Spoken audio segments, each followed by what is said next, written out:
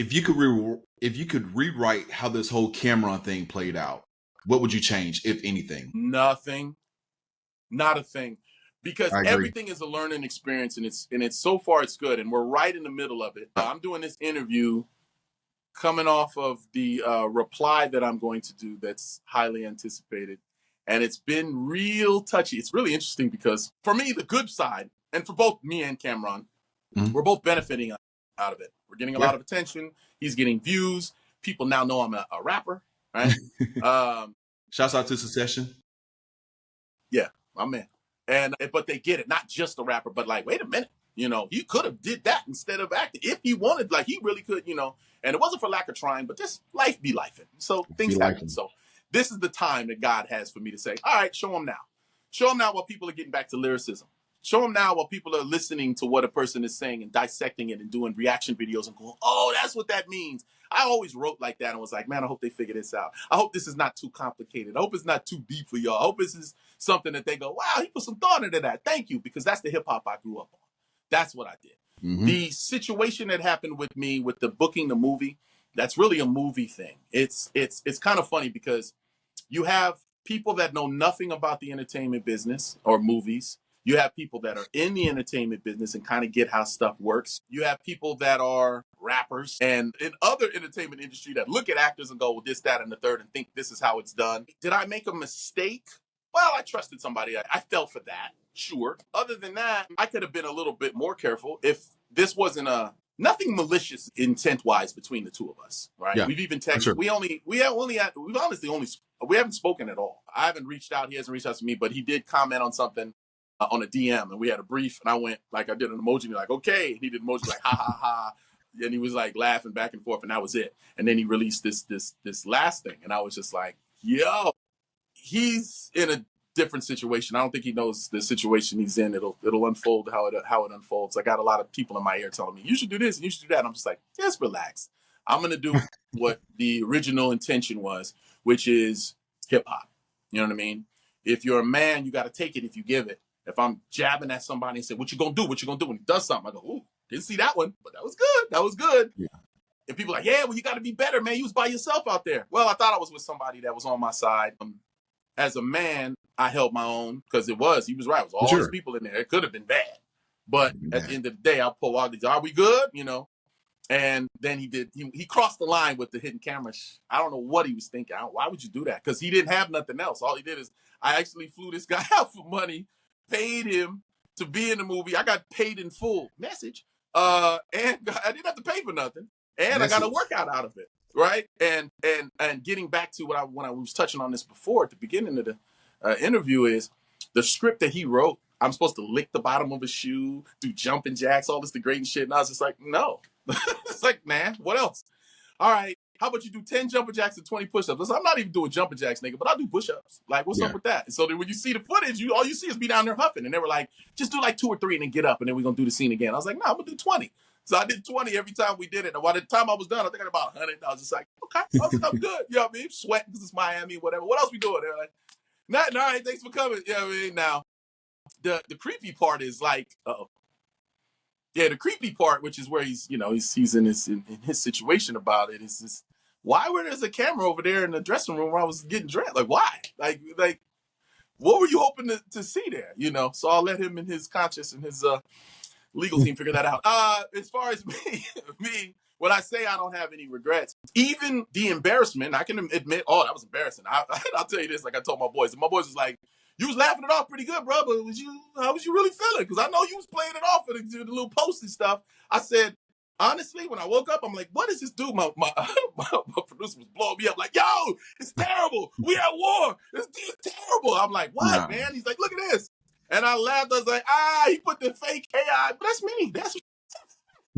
I was like, no, that's me, nigga. You gotta do some more sit-ups, nigga. That's that. You know how they do with the IG and they do the ad. You know how women do and they can shape up, blah, blah. So he put a little on it, but it don't matter. For the most part, I was just like, yeah, nigga, well, shit, you need to do some sit-ups, nigga. Even with that latest move, it's still a reach because now you're essentially wasting money. So I don't know if if you can't consider that a W. That's an L. I can't. It's for trolling purposes, for this is the bigger picture. I got to be careful here. My main goal is to make sure people know this is Omar Gooding versus a rapper, and that's it. Not a coast, not east-west. We've been down that road. My biggest fear is to start something that ends in a tragedy for someone else not involved or people that take it too seriously. I'm real. I got real people around. They like, yo, I'm like, no. Settle down. Yeah. Do you have faith in me? What do you mean? Do you think I got bars? Yeah. Well, then relax. Let me do what I do musically. And if, you know what I mean? If I do my job and I do what my intention is, then everybody's fine. As long as I don't cross any lines. There's a lot of lines that can be crossed. That person has a lot of wild stuff. That's his past, his present, his future, and everybody keeps sending it to me. And I'm just like, I don't care about that. Knock it off. Right. Like, ugh, that's not my business. This is entertainment, y'all. That's what hip hop was created for. Entertainment. I'm not mad. I'm gonna go out and find this dude. Nah, bro. It's entertainment. And if you can't take it, don't dish it out, bro. I have a lot of content and I'm very, very creative. I just am, man. I got a lot of stuff to talk about, be it my life, experiences, few lessons. You get a little older in life, you figure you might as well do a little preaching and teaching, you know what I mean? But you got to do it in a fun way. Nobody likes to be preached at or preached to, which is what you got to do. Nah, I'm going to just show you the way and kind of give you little tidbits here and there, and then you live your life because I'm far from perfect. But I've seen people make mistakes. You know, I am, in my opinion, and people around me, a very good father because my father wasn't around. So I have to change the narrative of Black fathers, starting with my two sons, you know. So it's kind of one of them things where they're like, oh, man, you rap career blow up, you going to go on tour. And I'm like, maybe not. I'll take a few tour dates. I do stand-up comedy. I haven't done a huge stand-up tour, but I take selective dates. My kids mad when I go to the store, like, I'll be right back. You know, they love their father. So it's one of those things. So I got to make sure that I'm connected. But we also live in a great age with social media and FaceTime. Sadly enough, but I still have to travel no matter what, be it acting, this and that, flying to Miami. Well, bills don't stop. I still got to see my kids and they see me this way. It really, really helps. I didn't have that when I was young. I was just happy to hear my dad on the phone for as long as he could talk. And then it'd be like, okay, his face and you know that.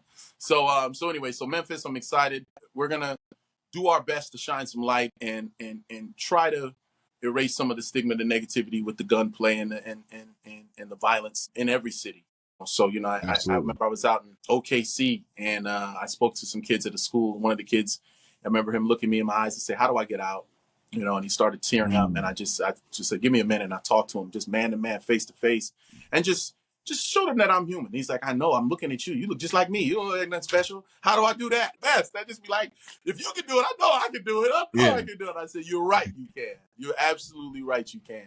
And, you know, like we talked about jobs, this is very important interview, man. I hope a lot of people tune in and check this out, and I'll help share and get it out because we talked about, you asked the right question. I love interviewers that ask the right questions. Yes. As you see, I'm very long-winded. I told you I can talk for 2 hours. It's all good. If you ask the right question, I'll be able to help out the best I can. And also, and in the future, I got a lot of stuff going out. Y'all make sure y'all follow me on all my social media platforms. Instagram is the main one I'm not on, but I'm trying to get with the TikTok and everything so that I keep all the information going out there. But at a comedy tour, me and Mark Curry are bringing a Hang Out with Mr. Cooper tour. We're starting that. We're going to start it September 12th in LA at the Kookaburra Lounge. And we've got dates already. We're stacking up all around the country. So that's going to be beautiful. With him and I on that, I got a movie called News Cycle, produced and directed and written by Roger Green Jr. I have been anxiously waiting to see this film for a while. It's a wonderful film, but it's for my fans.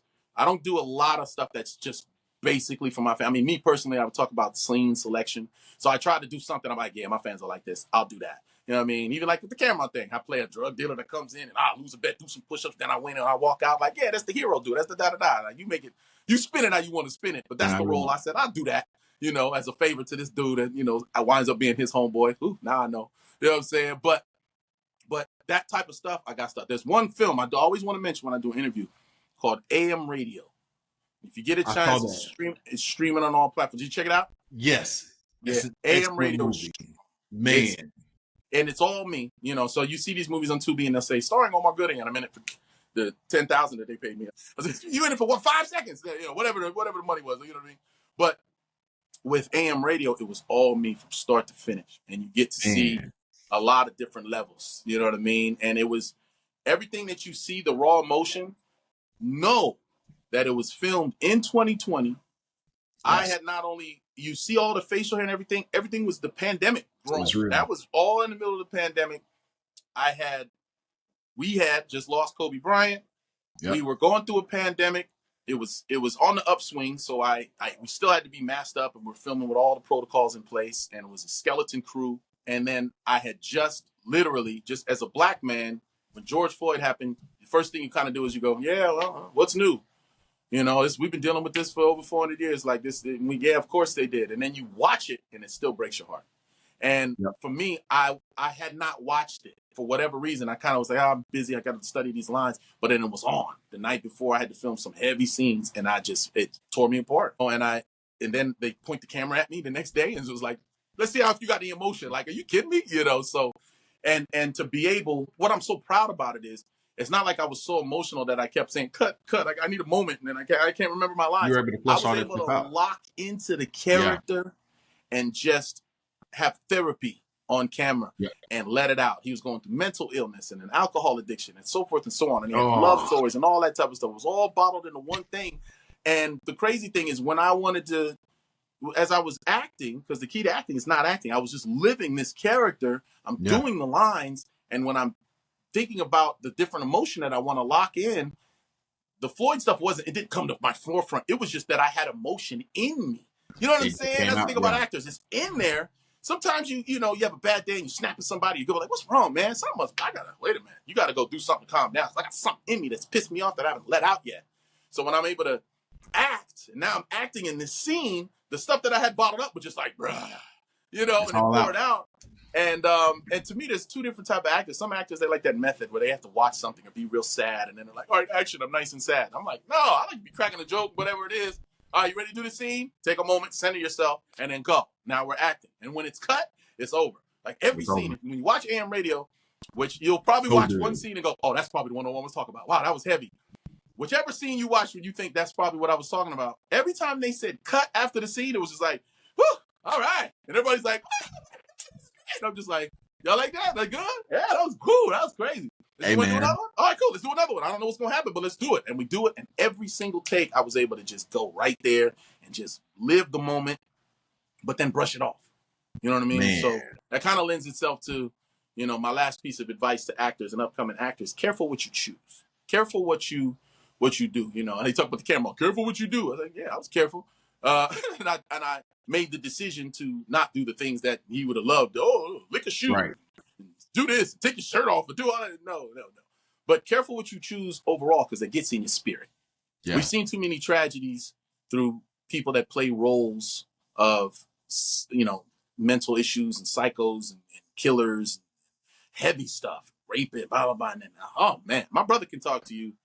You probably need a therapist right next to him talk to you about his OJ experience. I mean, he went through his divorce right after. Like, are you kidding me? Like, this stuff gets in your spirit. It's heavy, bro. Yeah. It's heavy.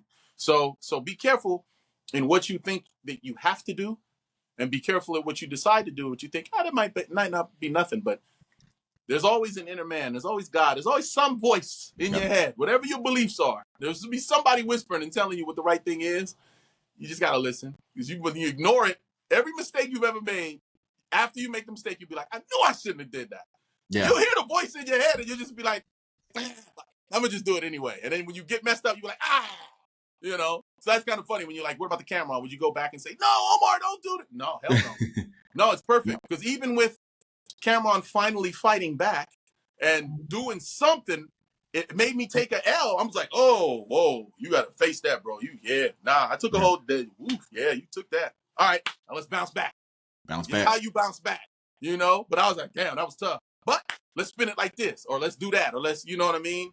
You learn from mistakes. You can't not make mistakes. Mm-hmm. There's other things I'd like to go back in time and fix, but we're getting a lot of positive. The light's on me. It's a lot of good stuff. Just got to be careful. When you get your moment, you got to be careful what you do with your moment. Some people can overreact. Some people can let the moment pass without capitalizing. Real good, real fun time right now.